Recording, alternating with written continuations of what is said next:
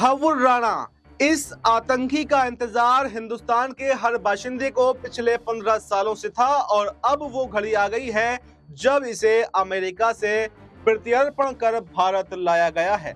Doctor से businessman और फिर आतंकी बना तहव्वुर राणा आखिर मुंबई के 26/11 हमले का साजिशकर्ता साबित हो गया। और आइए आपको बताते हैं कि आखिर कैसे इतना पढ़ा लिखा ये शख्स आतंकी बन गया।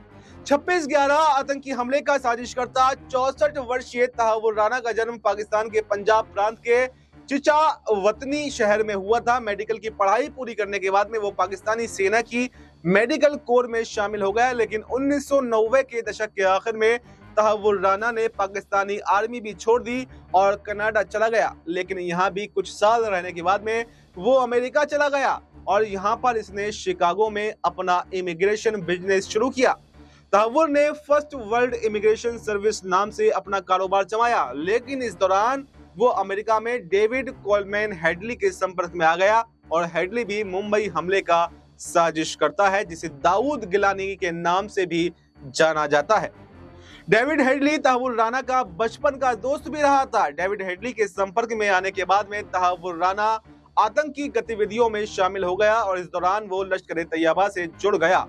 भारतीय जांच एजेंसियों के अनुसार राणा ने 26/11 मुंबई हमलों की योजना बनाने में हेडली की मदद की थी और हेडली और राणा ने कथित तौर पर लश्कर-ए-तैयबा और हरकत उल जिहादी इस्लामी के साथ में मिलकर मुंबई और अन्य भारतीय शहरों में हमले करने की साजिश रची थी।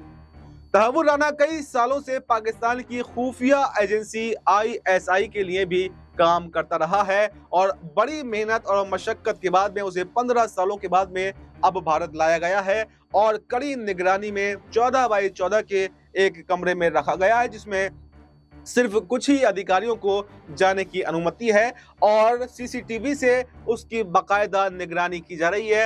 हर वक्त सुरक्षा जो है वो तैनात कर दी गई है। ऐसे में ये देखना अब काफी दिलचस्प होने वाला है कि वापस भारत प्रत्यर्पण करने के बाद में कोर्ट आखिर उसको क्या फैसला सुनाता है। क्या फांसी की सजा उसे दी जाएगी या फिर कौन से ऐसे चार्ज हैं, कौन से ऐसे सजाएं हैं जो इसके अलावा भी उसको दी जा सकती हैं, क्योंकि यहाँ पर दिल्ली की कोर्ट में उसका मामला सुना जा रहा है। ऐसे में क्या देखना यह भी दिलचस्प होगा कि क्या ये मामला दिल्ली की कोर्ट से ऊपर उठकर हाई कोर्ट या सुप्रीम कोर्ट तक भी पहुंचता है या फिर सारे जो फैसले हैं वो दिल्ली की जो अदालत में किए जा रहे हैं वही उसके अंतिम फैसले होंगे। और क्या जैसे संजय राउत ने कहा कि यहाँ पर तहव्वुर राणा को फांसी बिहार चुनाव के दौरान दी जाएगी, यानी इसका भी राजनीतिकरण करने की बात की जा रही है, तो क्या बिल्कुल ऐसा है? क्या बीजेपी अपने पॉलिटिकल फायदे के लिए तहव्वुर राणा को ऐसे एंड मौकों पर लेकर के आई है जिससे चुनावों में फायदा उठा सके, या सिर्फ एक नॉर्मल प्रतिक्रिया के तौर पर उसको लाया गया है? ये देखना काफी दिलचस्प होगा कि आगे आगे क्या होता है। पल पल की अपडेट हम आपको देते रहेंगे। फिलहाल इस खबर में इतना ही। इस पूरी खबर पर आपको क्या कुछ कहना है कमेंट बॉक्स में अपनी राय जरूर दें और बाकी देश दुनिया से जुड़ी तमाम बड़ी जानकारी के लिए देखते रहें नेक्स्ट 9 न्यूज।